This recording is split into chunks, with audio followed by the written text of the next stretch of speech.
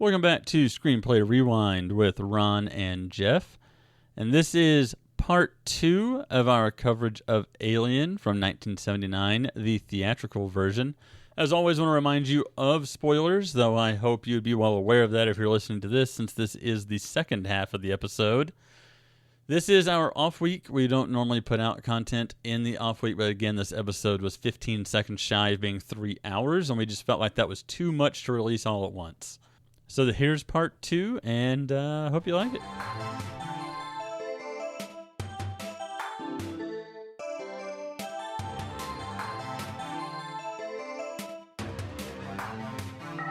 Dallas is moving through the air vents, trying to find this thing again to corner it where it can only run from him and go to the airlock.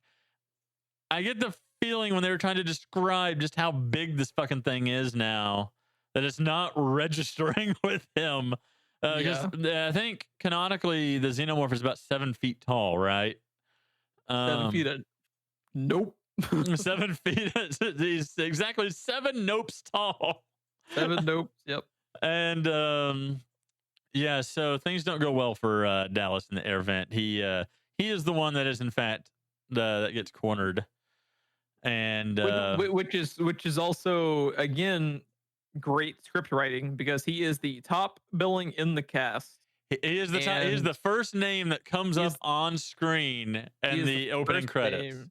He is now dead, and there's what at this point like 25 minutes left of movie, something about around there, and roughly 50 minutes left of podcast.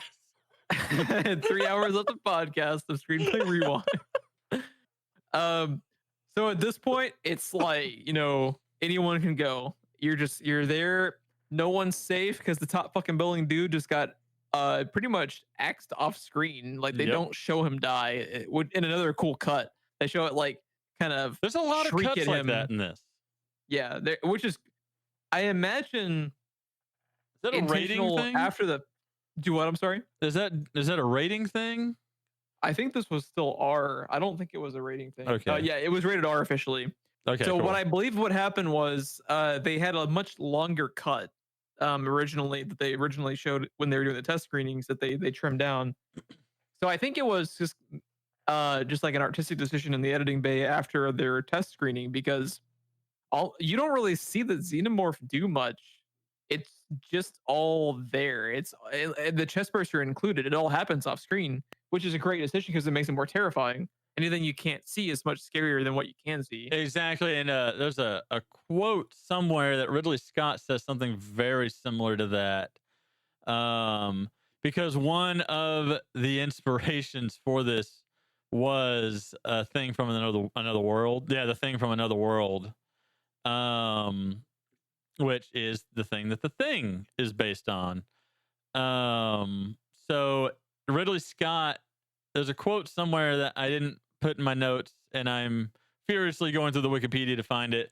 But he basically alludes to the fact that he tried very hard to not show you the entire creature all at once. He wanted your mind to fill in the gaps on what you're not seeing in a very Lovecraftian way. And to him, that was much more terrifying because he said, once you've seen the creature, you've seen the creature. Which, if you want to activate Geoff Nerdboner, just have any Lovecraftian thing, period, in any element whatsoever. I'm down. And it's a lot of what happens in this movie is very intentional. A lot of the way it's obscured because he wants your imagination to fill in. So they have this creature they have down the way it moves, which we're going to talk about that here in just a second. Oh, yeah.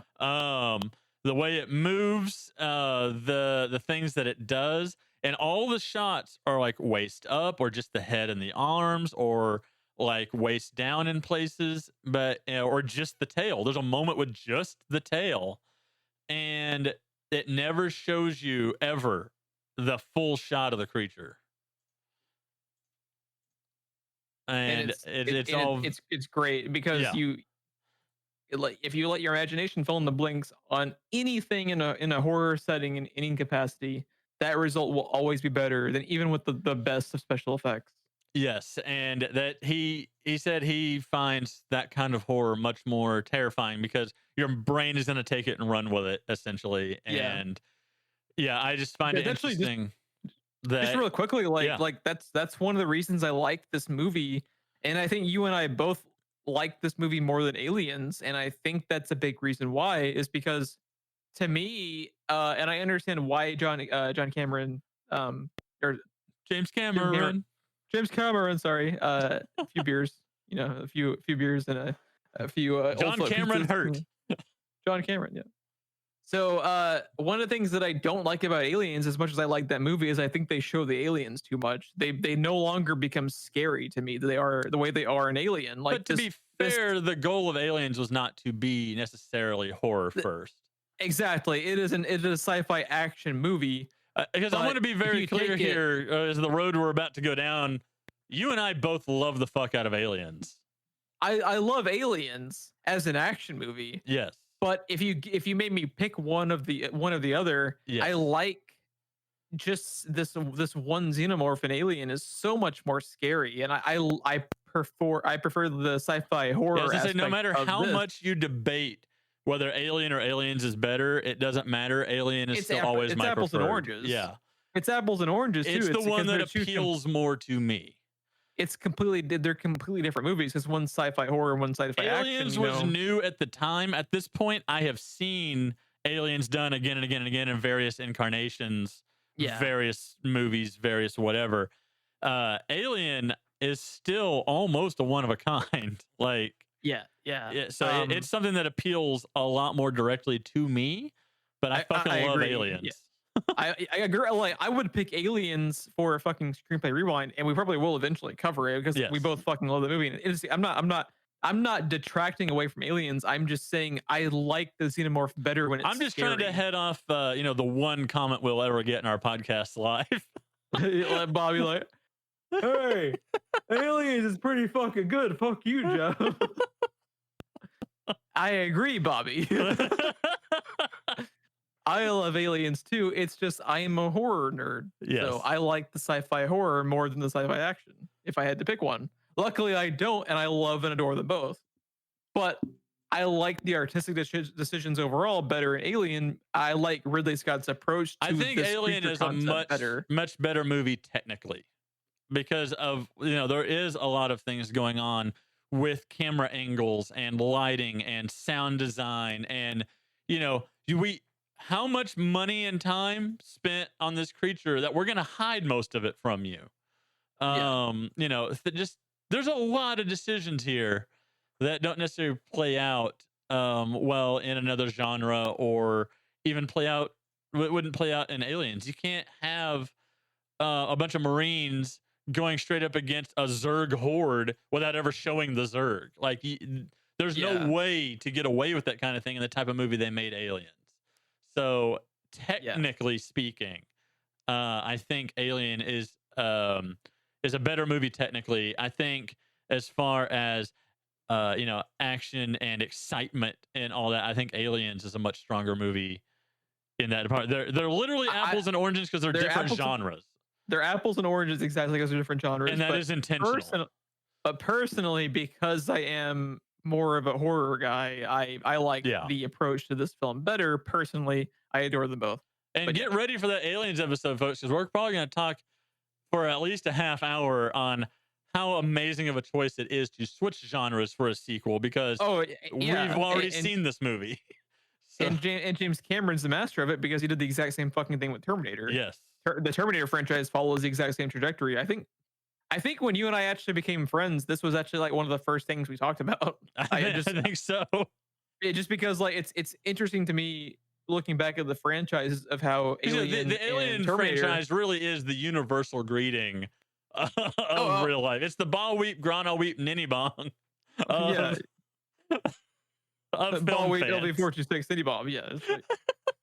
It's because it's really fascinating to me that the James Cameron, he did the exact same thing to Terminator that he did to Alien, the sequel following up this more I wouldn't really classify the first Terminator as horror, but it is more sci-fi thriller than it is sci-fi action.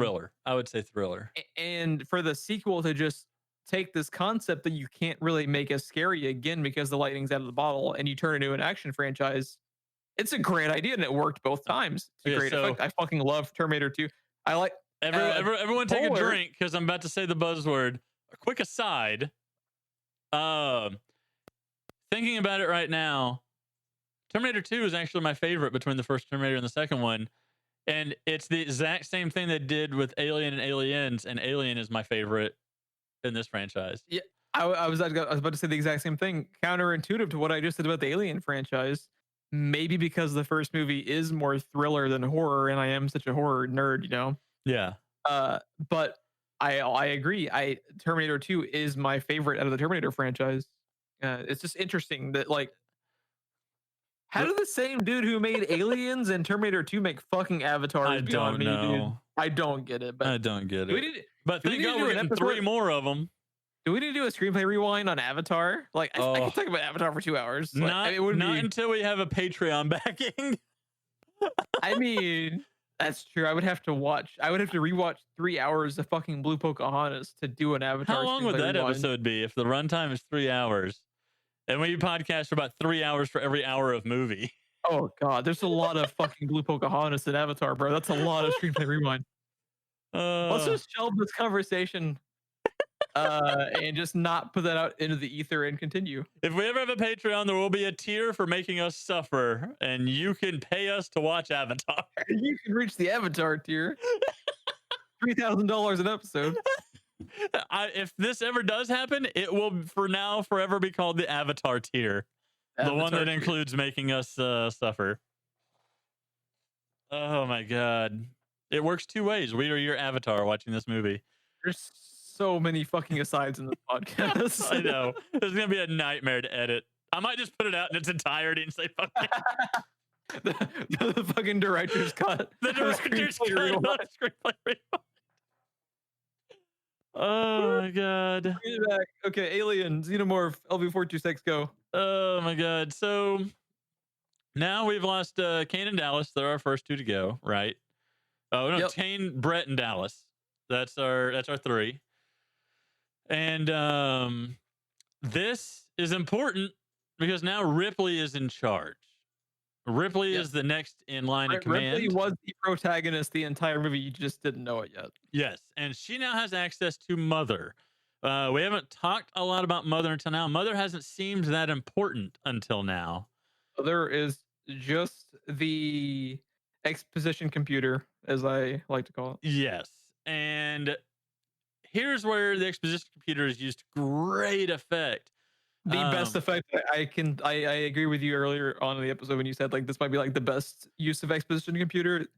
This sequence that you're about to talk about is the best use of exposition computer. I didn't write it down in detail, but basically everything that Ripley is asking Mother is unable to compute or unable to answer. Yep. And she's using command overrides and everything trying to get answers. And Mother will not answer anything, but Order 937 comes up. And she starts asking about Order 937 and overriding until finally she gets I lost the word. What is it? Your objectives. The objectives for Order 937. I would say that probably the 2 most important ones are priority to bring back specimen and crew expendable. Yeah, crew is expendable is actually the name of the scene and the scene selection, which is pretty awesome. That's pretty awesome. Also, I neglected to mention that this was Science Officer's Eyes Only that she has backed her way into, which is Ash. Yeah. She has to actually use one of her overrides to get access to read this because Mother wasn't telling her shit until she puts in a commander's override. And then one of my favorite moments of the movie is there's this very tense, emotional moment of her going through this, and the camera moves slightly, and Ash is in the background right next to her, and says, "There is an explanation for this, you know." I liked the reveal so much of her because she reads this information, and the way that they frame it is they have her in the foreground. They have her lean back in frustration to reveal Ash sitting next to her. And I literally paused the fucking movie. I will send you a screenshot of this. I paused the movie to take a fucking picture of it with my phone to have it as part of my notes for the episode because how much I fucking loved that reveal. It's so good. How that I don't know if it was Ridley Scott's idea. I don't know if it was the cinematographer's idea. Let me just real quickly pull up my screenshot of the entire crew. Cinematography by Derek Van Lint. The whoever thought up this shot to have her lean back in frustration to reveal Ash just casually sitting next to her is like my favorite shot in the entire movie. Oh my god, they were not paid enough for this shot, and he's not even in focus. She leans back and he's still blurry. He's just there. Yeah, he's just there. Like he's been there the entire time. Like he should naturally. He's casually leaning over the counter. He's not even just standing there ominously. He's like he's her best friend that came to the restroom with her. Like he's just leaning over the counter and just very calmly says, there's a perfectly reasonable explanation for this. And like, dude, Ian Holm is one of, like, in my opinion, like the most underrated actors of our generation. I agree. Fucking love him in this movie. He's like if you just look at his range across Alien and Fifth Element and Lord of the Rings, like From Hell. My God. The dude had so much underappreciated range. Like, fuck. I was so sad when he passed away because it's like in my opinion, he never got his due. Like he never got his due. He got a lot, but he never got his due. Again, things happen rapidly because Ripley is now on her way to find Parker and Lambert, and the doors keep closing in front of her. And Ash is closing all the doors in front of her to head her off, much like they were doing with the alien creature, by the way, the xenomorph. This was their exact plan with the xenomorph. He keeps heading her off with the doors. And is that a comparison? Like he sees her as an animal, like anything else, like the creature itself? That has to be intentional. I hadn't thought about that, but it's very possible. It's got to be intentional, right? That's not just a coincidence. And nothing's a coincidence in this script. Like, yeah, Dan O'Bannon and what was the name of the co-writer of it? I have it right here. Let me find it. Total Recall guy. Arnold Schuster. Yeah, Schuster. Nothing is Schuster again. Yeah. So, this is where you really start noticing something is wrong with Ash if you haven't already, because he is literally sweating milk. So, I wonder if it's in more detail like the director's cut, but what is it do you think that makes him start to like break down? It's like the only, because like he's like, even before they start fighting him, he's like sweating the android blood. He seems to be like malfunctioning before they start fighting him. What do you think is the reason behind his malfunctioning? I don't know if maybe he's just reaching like the end of his manufacturer's warranty, like, because like I don't know if this was intentional, but I don't know if I've had this thought in the past or if it was just this viewing, but like a thought that I had that I found kind of interesting is that Mother's directive to him for being on the mission, right, is to use these humans as specimens essentially for a big experiment with the xenomorph. I wonder if it's contradicting his kind of like built-in internal code of protecting humans, which you would imagine he could be at conflict, right? It's in my opinion, just kind of like, is that Asimov? Who created the three laws? Yeah, it's possible, but I took it as because he is malfunctioning clearly, especially in the scene we're about to talk about here in a second. Once they start fighting him, he is malfunctioning before they do any physical damage to him. So I wonder if it is Weyland-Yutani's mission for him, like contradicting his programming. Yeah, Isaac Asimov, the three laws of robotics. Yeah.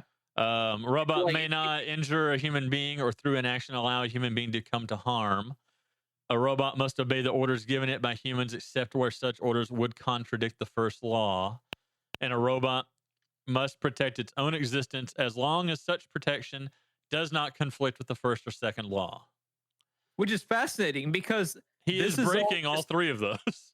Which is fascinating because this is never talked about in the movie. You have to take that just from environmental clues of how he's malfunctioning before he's actually fighting them. Apparently, there's a fourth one called the zeroth law.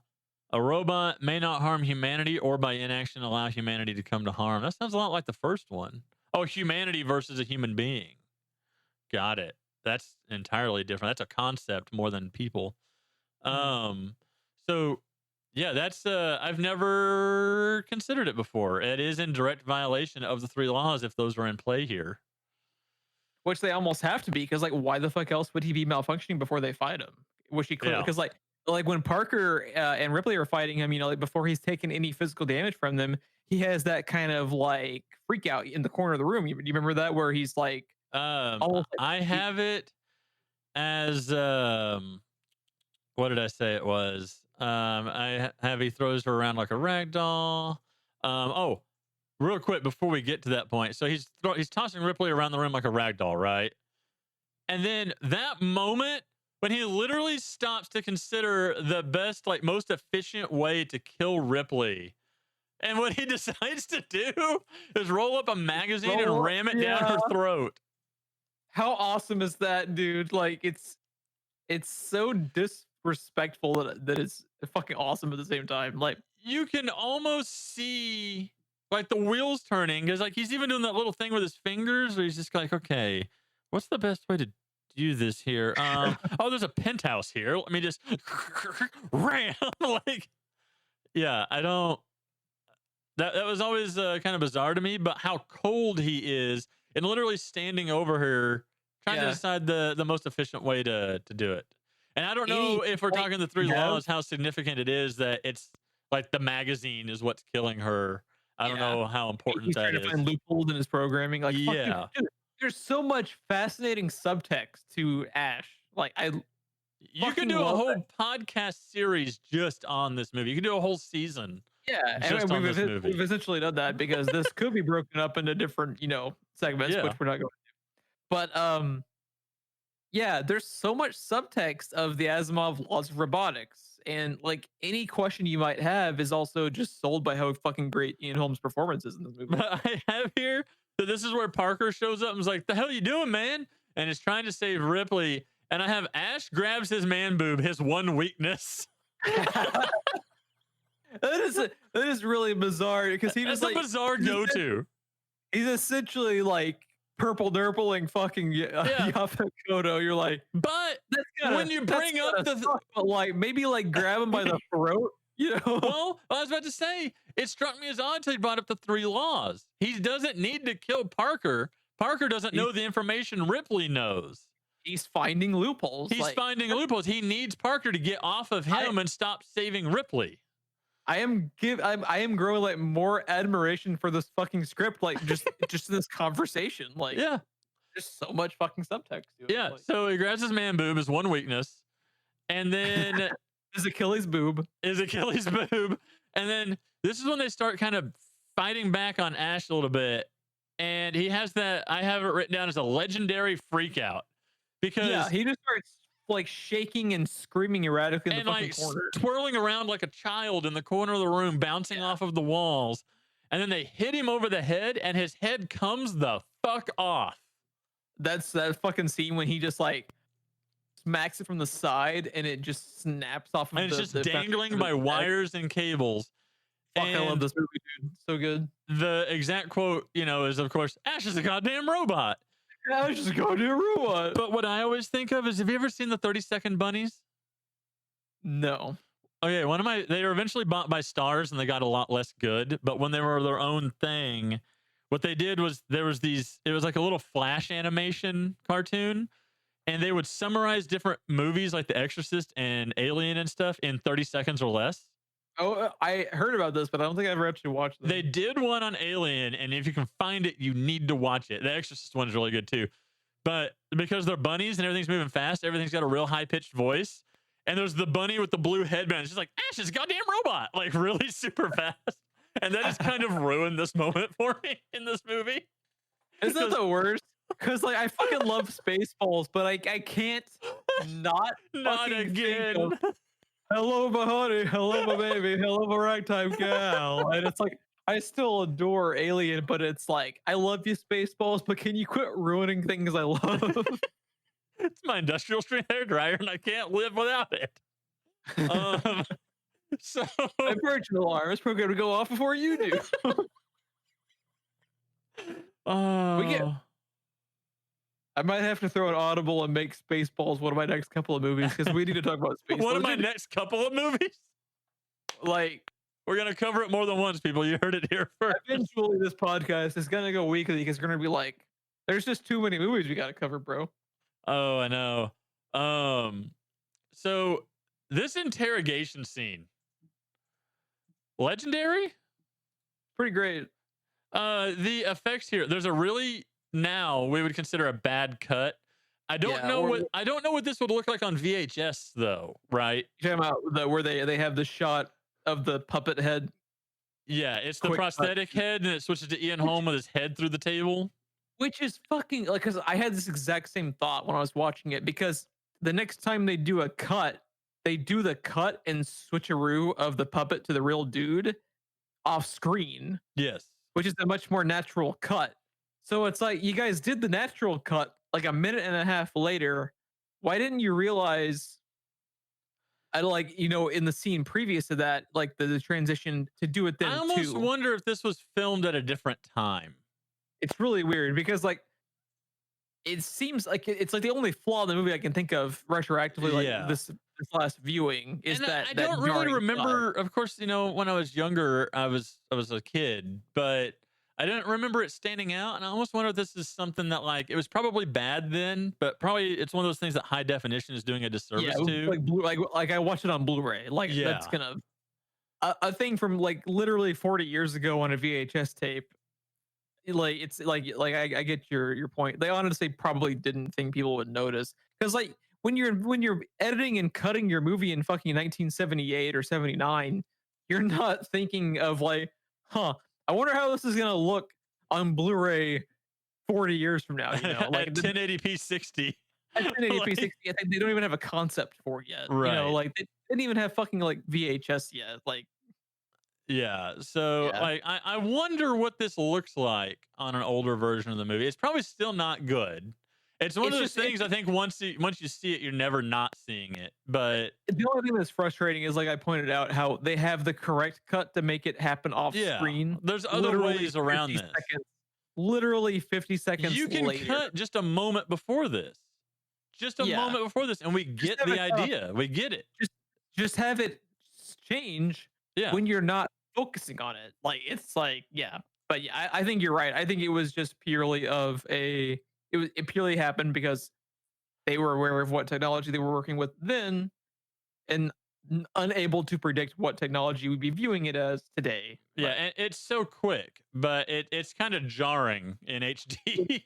If that's the only flaw, like literally the only flaw you have with your film, it's basically a perfect film in my opinion. Right. So this is where the entire crew now gets exposition on the alien creature. And it's made perfectly clear that Weyland-Yutani knew all about the existence of this thing, and that they were more or less sent to pick it up and give it an Uber home. It's had a little too much space jockey. It can't drive itself, and we gotta have the Nostromo stop by and give it a ride. Yep. And oh my God, dude, one of my favorite all-time movie quotes that I do not quote often enough. This should be, next time I play Call of Duty online and I have someone cornered, I am totally saying, I can't lie to you about your chances, but you have my sympathies. Dude. Fuck, I love this movie. It's so good. Like that it's so good. That line and his delivery is so good. I can't lie to you about your chances. And then he gets that little side smirk on his face. I know, dude. It's so diabolical, but dude. You have my sympathies. He's a robot, Geoff. And he's got... It's not... That is enough to tell you that not everything he is doing is based on programming. Right? Because he's taking joy in that little jab, that last little jab that he's got. Yeah. He has a little bit of joy in it. I can't lie to you about your chances, but you have my sympathies. Which is like fucking cool too when you look at Fassbender's character in the later movies, how Yes. he has this kind of twinge of sociopathy, which shouldn't be possible in an android because they're not human, but their programming is so good Right. that it essentially turns it into sociopathy. It's like, It's a learning fuck, machine, Jeff. we could do an entire podcast series just on the thinking processes and morality of the androids in Alien, because like, and it's all off screen. Yeah. It's all left for you to infer. Like, we had this whole conversation about the laws of robotics. Is that in the movie? Fuck no. It's just there for you. But to it take seems and like run with. it kind of is at the same But time without yeah, even bringing it up. Exactly. It's there. Google didn't waiting- exist in 1979, but they bet on the fact that I would Google that when I watched Yeah, it. like it's there. They're letting you, if you want. It's because I love movies that let you take it at face value if you want to, but there's so much there beneath the surface if you're willing to give it more time. Yeah. And this is like Alien in the not even just Alien, but like I mentioned, like with Prometheus and with Covenant, with Fassbender's character, like I find and Bishop, I find the androids in Alien just as fascinating, if not more, as the xenomorph. Like, Yeah. it's a great fucking universe, and there's a reason why this universe has had fucking. Like, I could do a 10 whole movies. podcast just on Bishop, by the way. I fucking love love Bishop. But so this is where we decided there's no longer a point in fighting this thing, right? Now it's just time to leave, self-destruct the ship, because every spaceship has a self-destruct mechanism built in, and we're just going to blow this thing to hell, and we're going to take our chances in the shuttle. We couldn't do this before because it doesn't hold 4 people. It's just like the Titanic. The Nostromo does not have enough lifeboats. And James Cameron. James Cameron. We need him to come raise the bar for the Nostromo. God, we've gone full circle several times now. So We have gone full circle so many times that the circle is now exhausted. But Ash is a goddamn robot, and he's now dead. Goddamn robot. So now we've got 3 people, and 3 people can fit in the shuttle. So, yeah, that's what we're gonna do. So we need coolant for the oxygenator, I think they said, I don't know if we're planning to make oxygen out of the coolant, because it's clear that this shuttle is not meant to be a lifeboat. It's not meant for long voyages, right? Yeah. So I don't know. We need coolant for oxygen, she said, and they're going and getting a bunch of oxygen bottles. They being Parker and Lambert, and she is supposed to be getting the shuttle ready. And here's the part of the movie where I talked about it happens later. We have to go on a trek for the cat. The cat cannot be blown up. We have to find the cat, Jeff. Yeah. I would have said fuck this cat so many times, and they're just like, Ripley's like hell bent on saving this cat. And like, did they ever actually establish that it's like, is it her cat? I'm assuming because it's always her that has the cat. But it's like, it's also not said. But this It's not movie, said, but there's a scene where I think when she's trying to decode the signal, when she's trying to go all Jeff Goldblum on the alien signal, and I'm bringing Independence Day into this bitch. So I think she's holding the cat in that scene. Like, it's only ever her with the cat. Yeah, I don't know. Maybe like, it's not explicitly said, but it seems like her cat. I mean, maybe to cat lovers, this movie, like this part of the movie makes sense. But I'm just like, dude, fuck the cat. Nuke the cat. It's the only way to be sure. Yeah. So, this is the secret origin of the cat from Captain Marvel.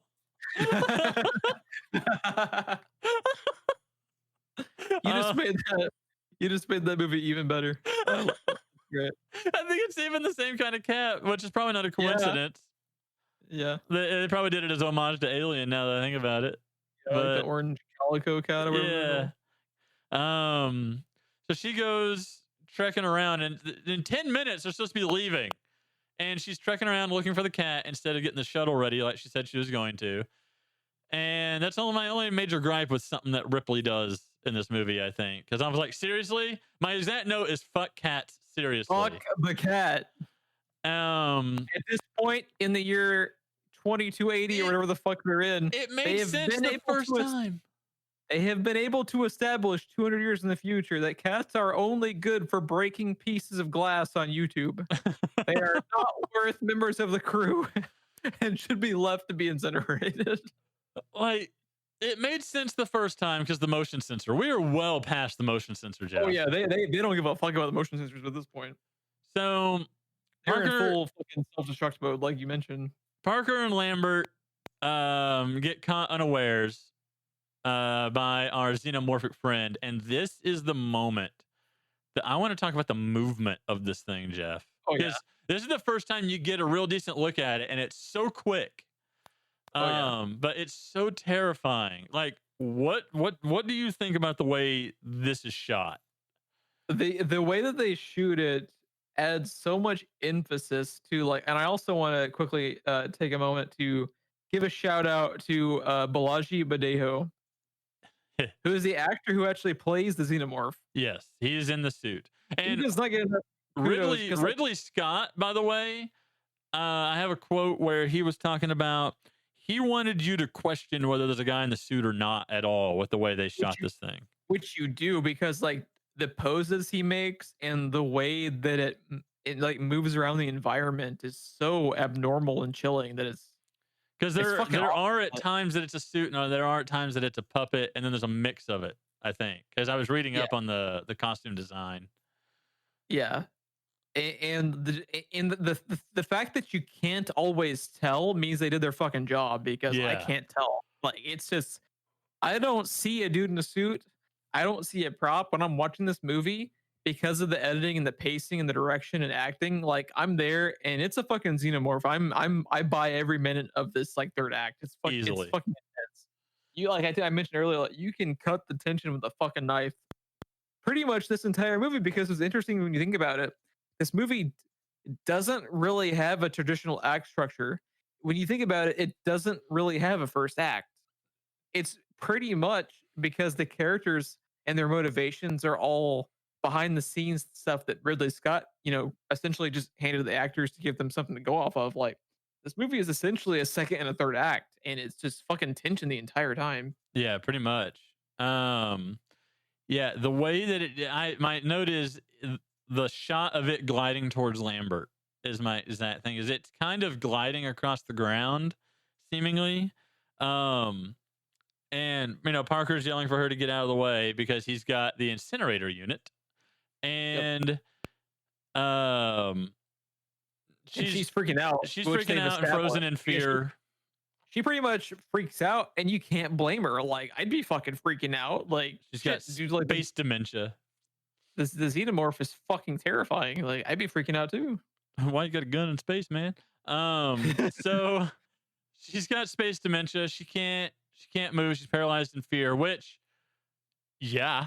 And I'd be too, bro. She was already in the corner before it entered the room because she's getting all the bottles of things.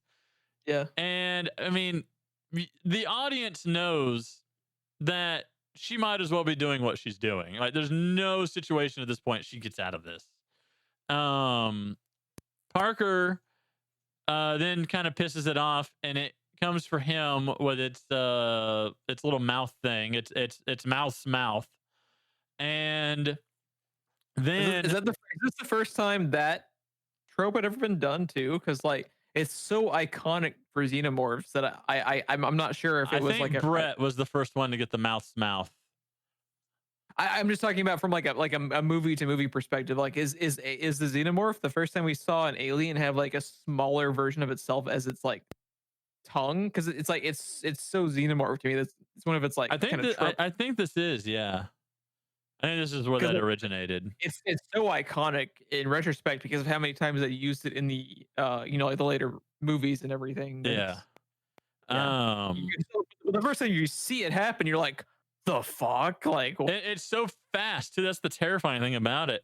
And you're just like, the fuck did I just see? And they keep showing it to you in that same little short snippet like that. And it's like, the fuck was that? Yeah.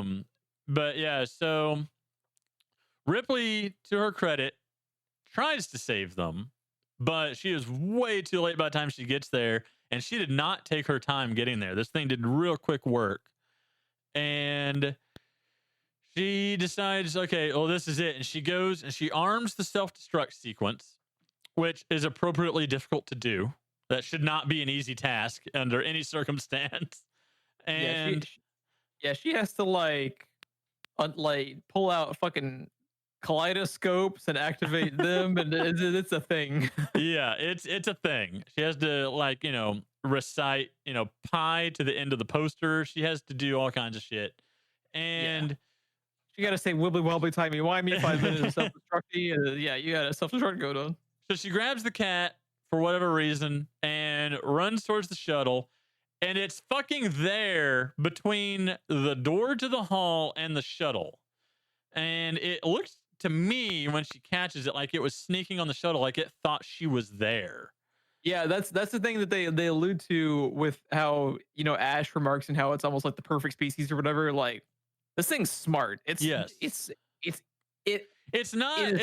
smart in the way that like a predator is smart. Like, it's smart in the way like a very intelligent animal on the hunt is smart. Yeah, it's feral in how brutal it is, but it's not dumb. Yeah, it's not just it's not a cat is what we're saying.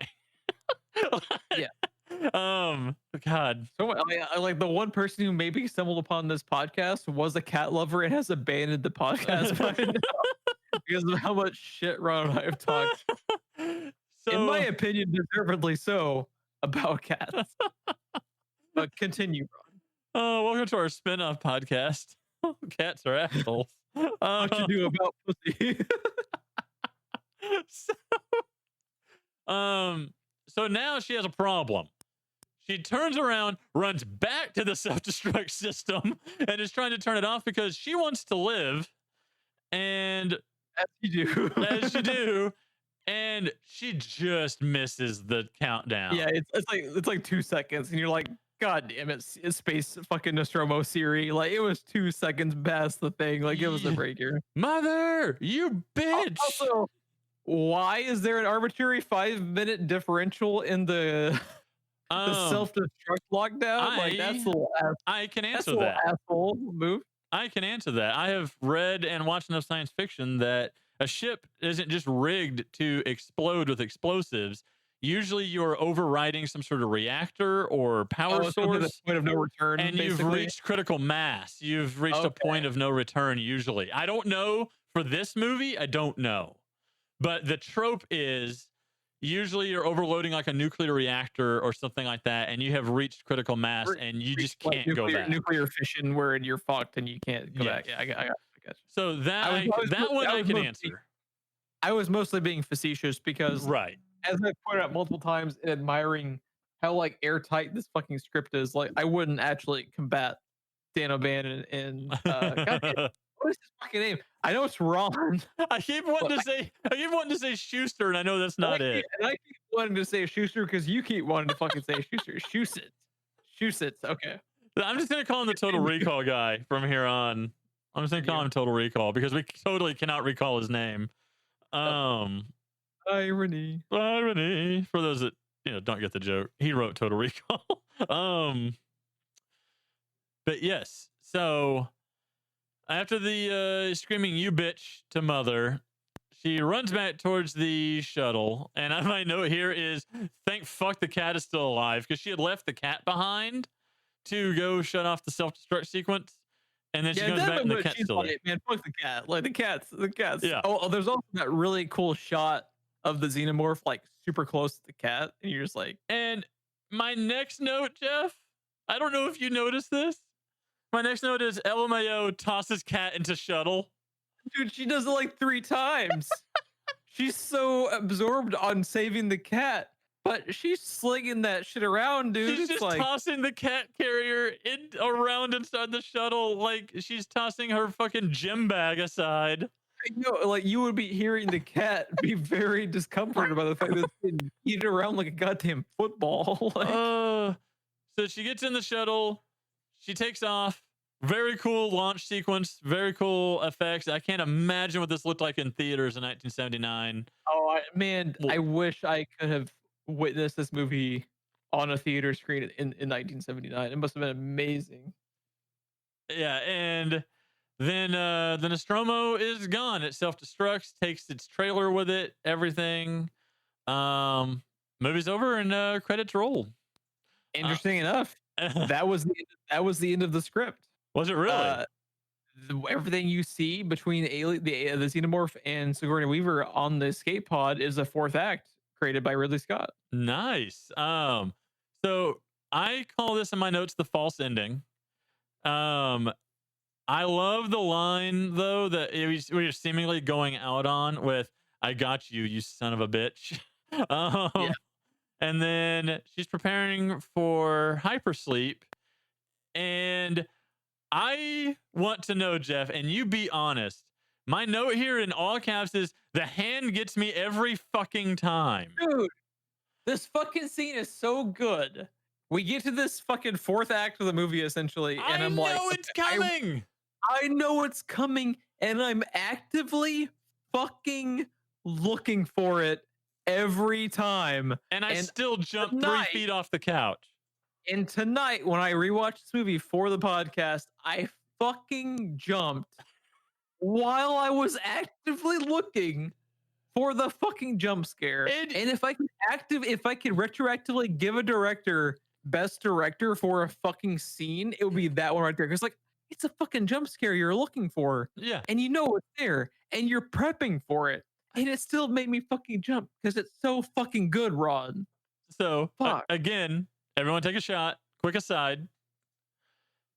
We need a musical singer for a quick aside because that's apparently gonna be a thing.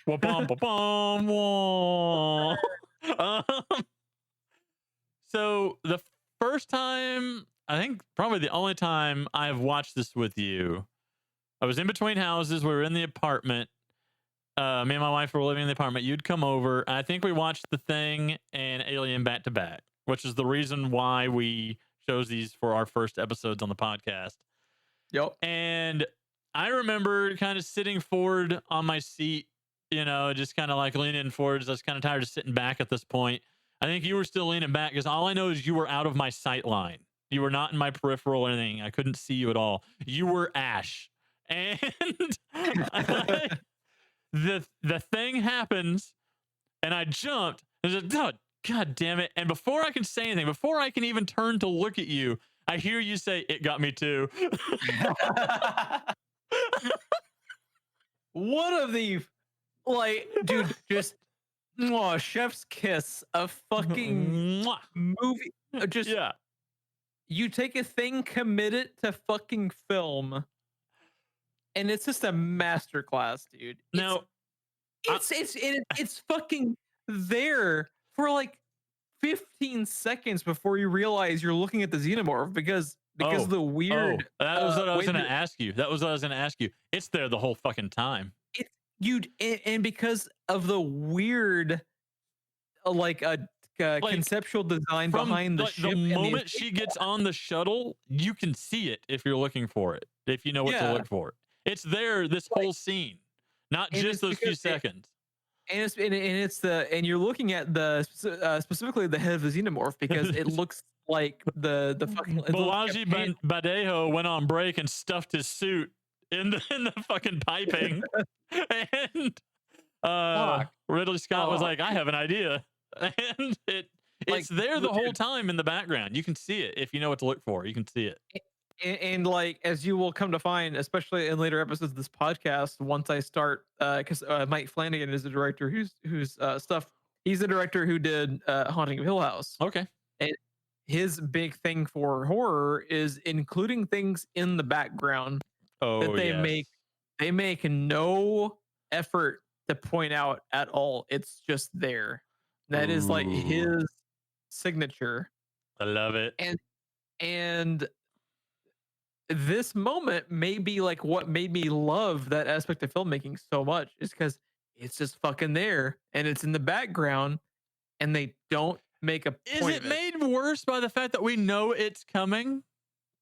Well, like it's more of that chef's kiss. Just like I'm looking for it. I'm still fucking jumping. Like, and I was looking for it for an extended period of time because the jump scare of it jumping out with the hand doesn't happen, but for like 5 minutes or so Yeah. after she's in the escape pod. So you're like, why is the movie still happening? Yeah. And you're just like, But maybe they're just at the same time, it works because how long did we just have mundane everyday life at the beginning of the movie? yeah. It Yeah. seems like just the style of the movie until Yeah. hand. Yeah, and you're just like maybe they're waiting for her to climb into the cryo sleep, and that's the ending of the film. And that fucking hand, dude, like, oh my god, like we could do. We've essentially turned this into that, but we could do an entire podcast just over this fucking like just how masterclass filmmaking. See, I was is, like, afraid we would do this, and I had almost considered the idea of like seasons instead of episodes. At this For this point, we might podcast. have to break this episode into 2 parts just because we're about Jesus Christ, probably gonna go 3 hours on this podcast. We should probably break this up into like a weekly 2-parter, to be honest. Probably. But like fuck, dude, it's just it's a movie that has so much attention to detail, so much passion for the project that like I can't help but applaud every aspect of it because I fucking applaud them for making this movie. I love this movie so much. it's so good. How tense is Ripley hiding in the closet with the EVA suits? Oh, Just watching it move. Just watching it move And- around. And like you mentioned earlier about how like they don't always show you all of it because of how much the xenomorph is reminiscent of the set design of like their spaceship kind of aesthetic. Yeah. You don't even know until you see it move what part of it you're looking at is the ship the escape pod and what part of it is the xenomorph because Yeah. it's sitting in like it's Piping. horizontal. Yeah. It's like laying down sideways and you're just like fuck, it's so creepy because it's just there. And What do it's you not think it's doing? It's just there. Like I don't even think it's a thing of where it's aware of what it's doing because it's not an intelligent species as far as having like cognizance really, but it is intelligent. I just think it's there. Like, Yeah, but what do you think it's doing? Is it like laying there? It's like opening and closing its mouth. It's Yeah. It's acting. It's acting weird. like an idle animal, like would like start cleaning itself. You know, like it's doing that. And it's ambiguous because you don't really know if it's even aware that Sigourney Weaver is there or not. And like, I'm trying to. What I was trying to think of last night was like, are those pipes warm? Is it there for warmth? Are the pipes cold? Is that why it's acting kind of funny? Like its metabolism is shutting down a little bit. oh yeah. Which I'm thinking is what those pipes probably are, given those rocket engines right at the outside of that wall. Fuel lines are cold. She vents something onto it that makes it scream and it jumps out, and I assume it's cold. But yeah, like I just don't know what it's doing or why it seems to be nesting like right there. And then it begs the question. It begs the question, is this where it's been going the whole time when it's not hunting? Has this been its nest and she just walked into it? Yeah, you don't know. And it's like, I love that about it. Like how much is up to your interpretation and how much is not explained. And as we've gone multiple times, like the less you explain about your creature, the more just fucking tangible force of nature you turn it into. And like, you're just like, what the, but you don't fucking breathe as you're watching the scene as she's in the closet, like as she starts to put on the spacesuit and you kind of see where it's going. Oh god, I love her putting on the suit because the plan hasn't changed. You still can't injure the thing. It's going to melt a hole through your ship. You still have to get it out of the ship. You have to get it out the airlock. So she starts suiting up the EVA suit, but in the closet with it, and just watching her do this whole time, this tense moment is incredible. I love how she never really takes her eyes off of the creature. And then Sigourney Weaver is amazing in the scene. She's so good in the scene. Probably her best scene of the movie is as she's like in like, as we'll talk about here in a second, like when she starts to sing to herself just to kind of keep herself calm. Like, oh fuck, she's so good. The singing is so good. And 'cause it's so human. yes, and she's like, I love when she sits down and is slowly buckling herself in with the harness. And Yeah. then that terrifying moment when, like, to reach the buttons that she needs, she has to turn her back to it. Oh my god, dude. Yes. Dude, so fucking good. And it's just right there when she turns back around and she hits the panic button, and it grabs the threshold as it's being jettisoned out into space, and it's not going. And she had grabbed a, I keep wanting to call it a harpoon gun. It's more like a grappling gun, like a pneumatic grappling gun. It's Batman's grapnel, is what it is. And Yep. she shoots it with that. And the unfortunate thing is, when she closes the door, it grabs the gun, and now it's just tethered outside the ship. And the way, dude, how terrifying is the idea of its tail just whipping over to the engine's outer shell and pulling itself over? Is that just the idea that it can think to do that? And of a thing that she knows has acid blood, and at any point the whole of the spaceship can be, Yes. just destroyed outright. And it crawls into the fuselage of the it's probably not the right term, but it's the only one coming to mind, of the engine, and the outer shell of the engine, and then she very smartly fires the engines, which is still not enough to kill it. It just blows it off into space. Nope. She just mildly irritates it into space, and that is the most they can do to combat it. I hate you. Damn Sorry, you, that's- Sharktopus. And isn't that what Bender says when he gets launched out of the torpedo tube? I think so. I hate you, Fry, or something like that. That's what I imagine the xenomorph, like, I hate I wasn't even supposed to be here today. you. I was just cold. So yep, it blows off into space, and then we get our true ending, and we end with our captain's log, which the last sentence, which is probably as famous as the movie itself. This is Rippy. This is Ripley, last survivor of the Nostromo, signing off, and we get our credits. What's crazy too is, like, I don't know if you saw this when you were doing your research, but like, did you know originally Ridley Scott wanted to have the movie end in this fourth act with Ripley versus the alien inside the shuttle? He actually wanted her to die in the sequence. Really? He wanted her to die, and that was his envision for this kind of like proposed fourth act. And the studio gave him the fourth act. They would not let him kill Ripley. Really? The studio wanted to have it end with her kind of winning and having her ejected from the airlock. Sequels. So I find that really fascinating, how many different endings this movie could have had depending on if they'd followed the script, if the studio had listened to Ridley Scott. Because like, it's interesting, it's like when you think of Alien, you think of the xenomorph, and you think of Ripley. Yes. She is the franchise. Like, it's so ironic and interesting that Ridley Scott, his personal view of the ending was he wanted to kill her. Yeah, that's fascinating. And they're so lucky that the studio actually, it's so weird because like most of the times when you think about movie history and just kind of like trivia for movies, usually when the studio intervenes, it's to the negative extent of the movie's kind of reputation. But like, the studio intervening and letting Ripley live in the ending of this movie set up a franchise essentially. Pretty much, yeah. Like the right call, and like I think it's the right call for the story too. I think it's cool for her to, because she's such a good protagonist. Like, I love all the decisions she makes and how she is, like we talked about earlier, about how she is like the avatar for the audience. Mm-hmm. She does all of the things that you want the characters to do for the most part, outside of trying to save the fucking cat. Like, Right.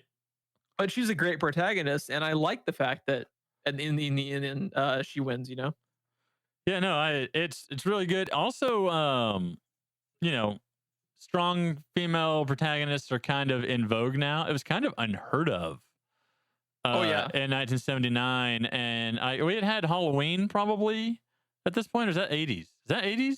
I think the first Halloween was 78, but I'm gonna fact check it like right now. Let's Okay, see. so it would have been while this was being filmed. That's interesting.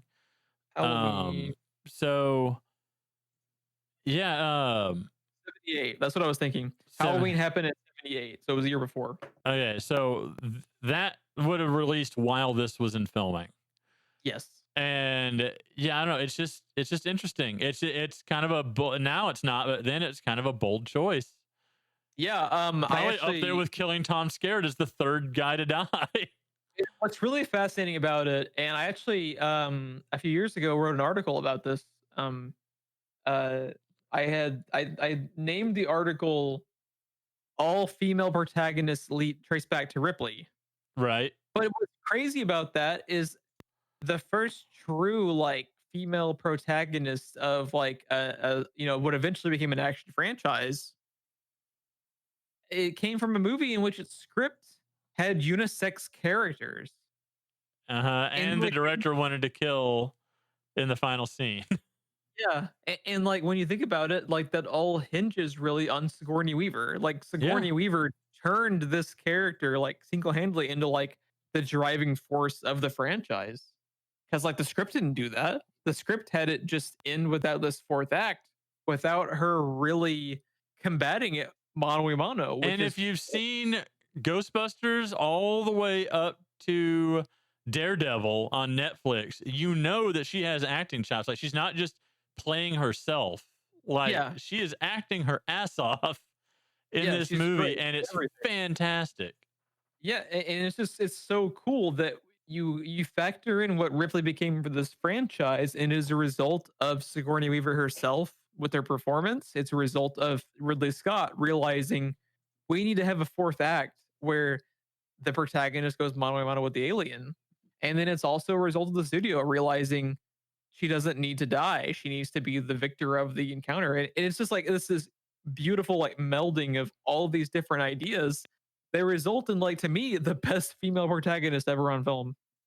Yeah, it's pretty hard to kind of even wrap your brain around. So many things had to happen in the right order. Yeah, so many things that could have gone wrong all went right to produce, to me, the best female protagonist ever on film. I agree. I got nothing to add to that. I love this movie more and more each viewing, which I feel like has become apparent in this podcast because we've been discovering shit. Just spitballing about character decisions and character motivation. We went on a dive in Isaac Asimov's Laws of Robotics. Like, your movie is fucking intelligent when you can just randomly, 40 years in the future, have two dudes talk about Isaac Asimov's Laws of Robotics because of character motivation that isn't even talked about in your script. Like bravo, guys. That's great work. Slow clap. Great fucking work. Oh man. I know that we are way out of time. I don't think we are. I think we need to split this into 2 episodes. I think we need to have part 1 and part 2. I think because by the time we have this wrap up at the end, it's going to be about 3 hours probably of material. I say split it in half. I say do part 1, part 2. Okay, we'll just 1 week after the other. Yeah. All right. Okay, so I wanted to work this in because I thought this was fucking fascinating. Okay. So Dan O'Bannon. Okay, co-writer. Yes. He had made a film with a director you may have heard of by the name of John Carpenter. I have this in my notes as well. Known as Dark Star. Released in 1974, and it's a science fiction comedy. Now, he wanted to create a horror movie version of Dark Star with a very similar presence. I also wanted to point out that there is a computer in that movie named Mother. I didn't catch that. Oh, that's crazy. There is a computer in that movie named Mother, and it has an alien creature made from a beach ball they spray painted. I did catch that, but I didn't catch the thing about Mother. But I actually need to watch Dark Star because I've made it a mission to watch. If you find it, you let me know. I want to watch this. Yeah.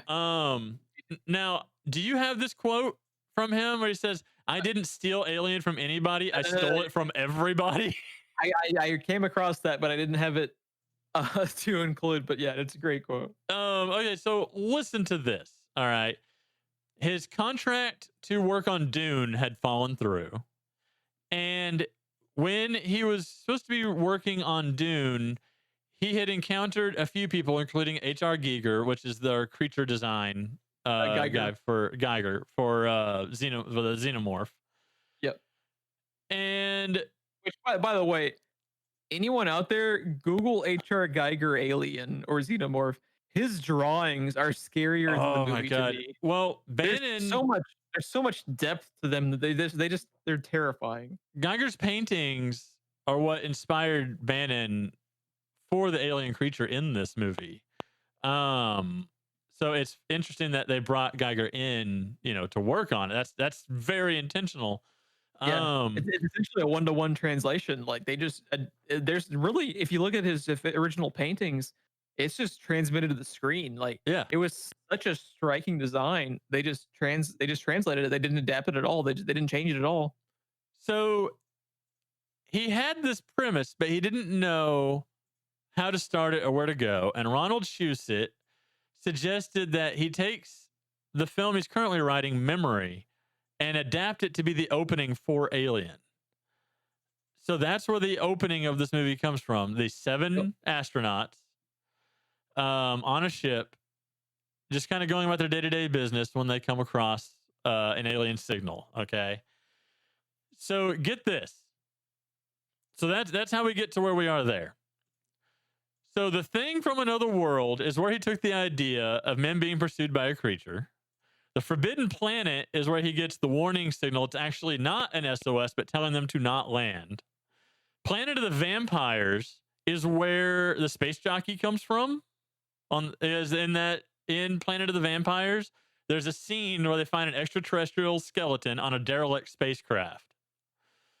He cites something called a short story called Junkyard about an astronaut crew discovering a secret chamber full of alien eggs.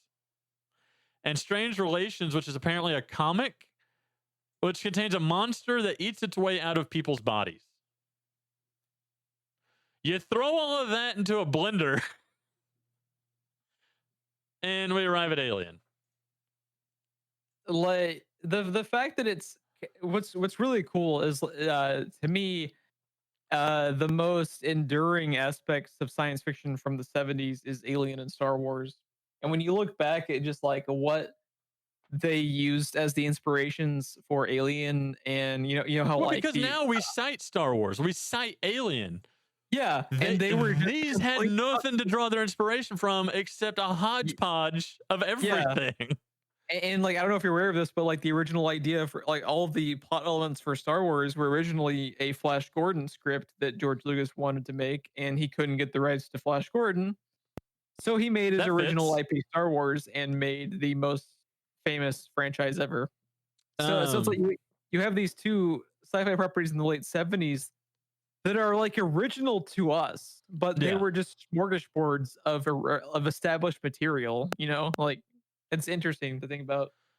There was another thing. Comics.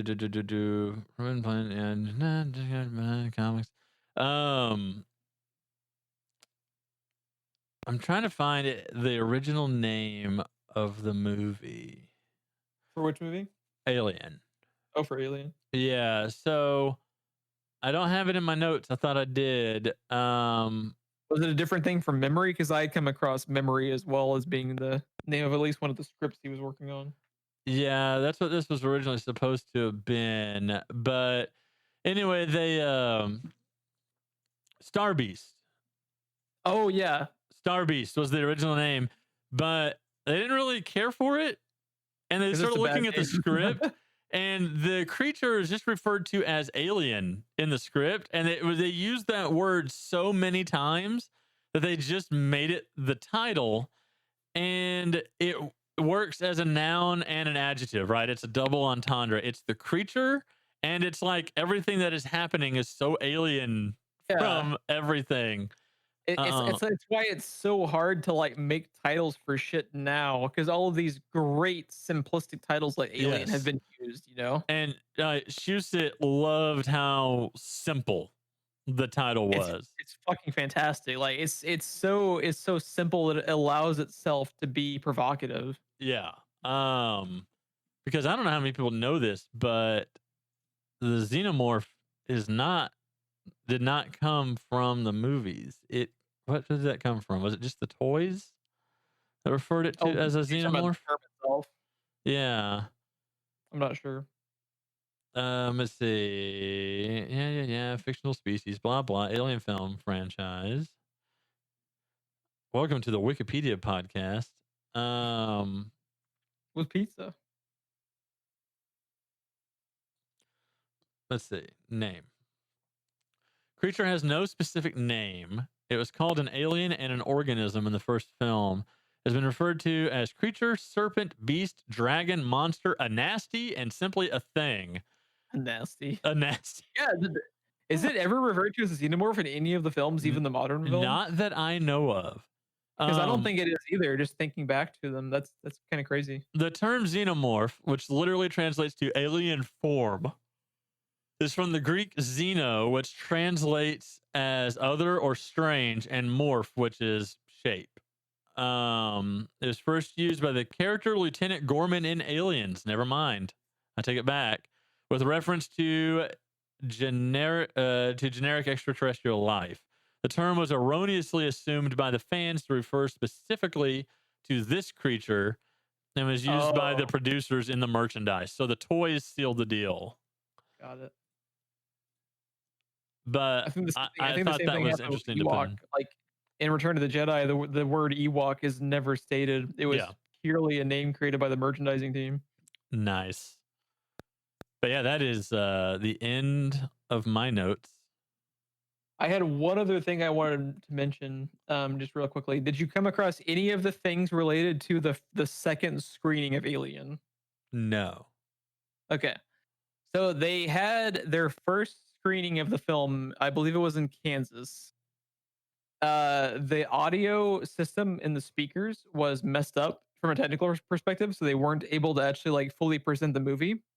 So their first screening of the film went really, really bad, to the point to where Ridley Scott and the producers were actually afraid they'd made a bad movie because for whatever reason, like the sound being messed up with the speaker system was so jarring, it took everyone in the theater out of the movie, right? Uh-huh. They have a second screening set up in Dallas. And at this point, like I said, Ridley Scott is assuming with the producers, I've made a huge mistake. This movie is a disaster. It's trash. So Ridley Scott is so panicky about this movie and its reception. He's actually to the point he can't sit in the theater.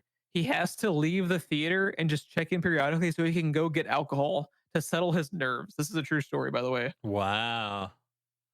He checks back in every little bit and asks some of the producers, other members of the producing team, like where they're at in the movie, and they say so and so. So he comes back during the second screening, right? And he sees people walking out, and he thinks the movie is a disaster because people are walking out. They're walking out because everyone, including members of the theater staff, are freaking out so bad they needed to go to the theater restroom to puke. They had an usher that was working for the theater staff faint during the scene where Ash gets his head knocked off. And as all of this is happening, Ridley Scott realizes that because the theater staff and the audience members are so terrified, he has made a great horror movie. And if there was ever a story to like perfectly sum up what this movie ended up being and what he set out to make, with how he, we mentioned earlier how he referred to it as the Texas Chainsaw Massacre of science fiction. Yeah. When you have people literally fainting and going to the theater's restroom to vomit, you have succeeded in making your horror movie set in space, which is what it's like the most famous movie pitch, the most famous elevator pitch of all time, is that when Ridley Scott and the writers were going to get this made, they referenced it as Jaws in space, which is perfect. Yeah, that was the pitch, was Jaws in space. And it's like, fuck, that pitch would get me to sit down and listen to. It's because it's Jaws released 4 4 years before this, 1975. Yeah, Yeah, I believe so. I love that. I love that story, and I'm so happy that this movie exists the way it does. Because this movie, this would not have been made today. it's just like a series of like happy accidents. Yeah, Like you and have to have Star Wars happen for this to happen. yeah, You and have to have, the studios get too involved. Like this never would have been allowed to be made. There would have been way too much interference. yeah, and part of the interference led to this becoming a great franchise instead of just a great movie because Yeah. of them saving Ripley. And it's just like I just love the story of the making of this movie almost as much as the movie itself because so You could many make a things movie on could the have gone, making of this movie. yeah, so many things could have gone so wrong, and yet everything happened just right. And it's a classic. Like there's no other way to describe it. It deserves it. It deserves to be labeled a classic. Like my it's I talked about how John Carpenter's The Thing is probably my favorite horror movie of all time. But this is like 1A and 1B. I fucking love Alien. I adore this movie. Yeah, this movie definitely my favorite horror movie. It's up there in my favorite movies. It's up there in my Yeah. favorite science fiction movies. I appreciate it more and more. I always forget how good it is going into it, even Yeah. with all the appreciation I have for it when I sit down to watch it.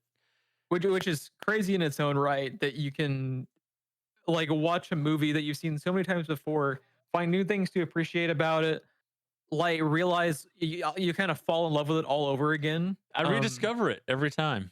Yeah, it's so dense yet so simple. There's so much care in every little piece of the set.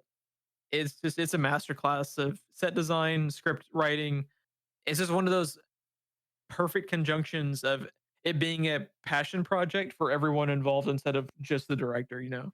And it And- is a sign of what you can do when you hire talented people and let them do their job. Yep. Which is unfortunately a thing that is beginning to kind of happen more nowadays in the wake of streaming services and companies like Blumhouse, which are Mhm. willing to just give somebody who they believe in pretty much a blank check for X amount of money. Go make what you want to make. So it's becoming a thing more now, but for a long period of time in Hollywood, it was not a thing that happened. In my opinion, it's still what's wrong with the DC movies right now in the DC universe is I think WB just can't step back. I think DC and WB just cannot step back and let people do their job. Which they are learning because the last few interpretations of their quote unquote, you know, like DC universe is Mhm. essentially by making it no longer a universe. All those franchises are essentially just them stepping back now and letting Patty Jenkins make Wonder Woman the way she wants to make it, and letting Aquaman exist as how they want it to be, Right. making the Joker be what the director Todd Phillips wants to make instead of having to make it tie in. You know, the Instead new of giving him a Batman grill movie, and putting damage on his head. yeah, instead of that, what's their new Batman project? They're letting him make a fucking 70s noir thriller that's a crime drama essentially that just happens to star Batman, and I'm fucking there, you know, like Yes. it feels like it's interesting. Like Hollywood always has these ebbs and flows of creativity bleeding into franchises that create marketing that oversees the project itself. And you know, we're luckily beginning and getting these interesting projects that they are stepping back and letting people do what they want to do. And this is one of those instances where it's like one of my favorite instances of everything happening that just created this perfect little blend of just like cinematic magic that only comes around, you know, like once every few years. TLDR, go watch Alien. Yeah, Alien's pretty good, right? Like, Alien's Right. It's a pretty good movie. you order you some fucking old fuck pizza to go. Grab you some You know, beers. Grab you some beers. Grab you a you know, thermos to piss in. yeah. Just you sit back and watch some fucking Alien. But yeah, anything else you wanted to add, Ron, into this two-part series that originally was supposed to be a one-part entry? Just I don't think we're gonna do this every single time, go as long and as in depth as we have. The Thing and Alien were strategically chosen because they are Yeah. two of our absolute top favorite movies, and we just can't help but talk about them. Yeah, and they both have specifically very interesting behind the scenes Yes. stuff that is just as A important. lot of the discuss. stuff that we're going to cover is going to be very hard to turn up anything behind the scenes stuff for anyway. Yeah, And especially the original considering premise modern- of this podcast is, you show me things I haven't seen, and I show you things that you haven't seen. And there's not going to be this this back and forth most of the time. I think these were two special episodes Yeah, to start out with, but for sure. but yeah. Either way, I have fun doing this, Jeff. This has been a blast. I have spent a good portion of the episode going to get more beer And pizza.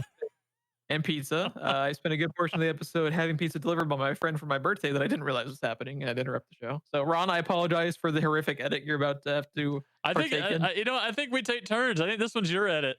Oh, well, this is going to be the last episode of Screenplay Rewind because this will never get edited and uploaded. The lost episode. Yeah. If you want to follow us for updates on when episodes may go live, you can check us out on Twitter. It's at SPR Filmcast. One thing I like to throw out too, if you would have any tidbits you would like to discuss or questions you have about movies we cover, you can email us. It's at screenplayrewind@gmail.com. We would like to have a little fan interaction. If you have a question that you'd like to ask about the movie or about something that we spoke about during one of our episodes, give us a shout out, an email. Absolutely. Maybe get it explained to the show. Yeah, absolutely. We'd love to have a little bit of back and forth with anyone who might be listening. Yeah. And being sure to leave us ratings, leave us reviews. That does matter. I believe for iTunes, you have to have 100 to get into the new and noteworthy section to be discovered there. So yeah, that helps us in more ways than you think it might. And if you don't like the show, rate us, leave the review, tell us what you didn't like. If you like it, talked about pizza a little bit too much, but the stuff in Alien was pretty these good. guys really like pizza. Really like old fuck pizza specifically. Like yeah, and if you do like the show, please tell us exactly what you liked about it, and leave us a review that reflects that. It all helps. It all counts as ratings and reviews. So and we would love to have more interaction with listeners. And absolutely tell anyone that you think might be interested or retweets. All that absolutely helps us grow our audience. Yeah, absolutely. So I think with that, we have a 3-week rendition of our what was originally going to be a 1-hour podcast on Alien, but I think I'm out of shit to talk about. Are you out of shit to talk about? I am absolutely out of shit to talk about. Yeah. I got some pizza to eat. So are we gonna announce the next movie? Oh fuck! God, yeah. There's another thing to do. Our next movie is going to be our first instance of me getting to introduce a film to Ron he has not seen before, and hopefully resulting in just one episode instead of a 2-part epic saga that is maybe 3-part if we keep going. Fuck. The next movie we're going to be covering, should you like to watch it ahead of our next episode on it in a couple of weeks, is going to be Southbound. Southbound is a horror anthology movie based on Twilight Zone and Lovecraftian elements, which is a whole bunch of shit that is Jeff crack for Jeff. So I think you texted me about this. I watched this for the first time about a month ago during my big kind of smorgasbord of just horror films I was diving through for Halloween, and I really liked it. And I think it'll be interesting to talk about as far as getting to break down the individual segments of the movie. I think it'll be fun to talk about for a podcast as far as breaking down like the individual elements of the anthology. So yeah, that's my pick. Excellent. All right, I'm looking forward to it. Where can one find Southbound? Southbound, I watched it on Hulu. I believe it is up on streaming on both Hulu and Amazon Prime Video. Last time I watched it, at least. Okay. I'll just grab the old just watch real quick. Yep. And so if you want to have watched it to be able to follow along with our epic saga retelling every little instance of the behind the scenes saga that has become this Alien podcast, you can check us out there. It is streaming currently to subscribers of Amazon Prime Video, Hulu, Hoopla, whatever the fuck Canopy is, and Shudder. It looks like. Nice. So Yeah, yeah, I like it a lot. I think it'll be interesting to talk I about. love the poster. Yes, The I remember poster for this is amazing. poster is amazing. But yeah, check us out then, and we'll see you next time. Thanks for listening.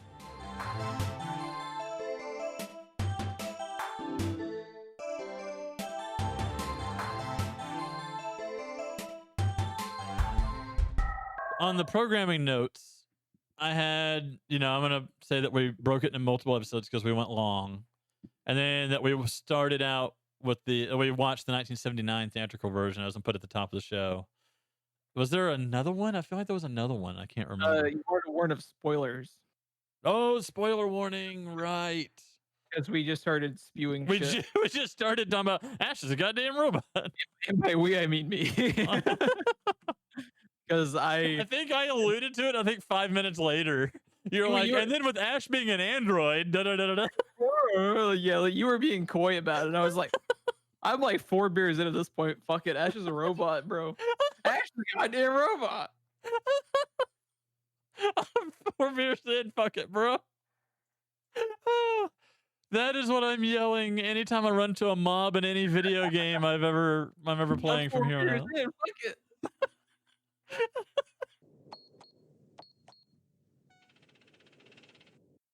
Eventually, I hope you know I am picking Frozen 2. That's fine. And whatever you want, bro. I am not against watching. I actually liked Frozen 1.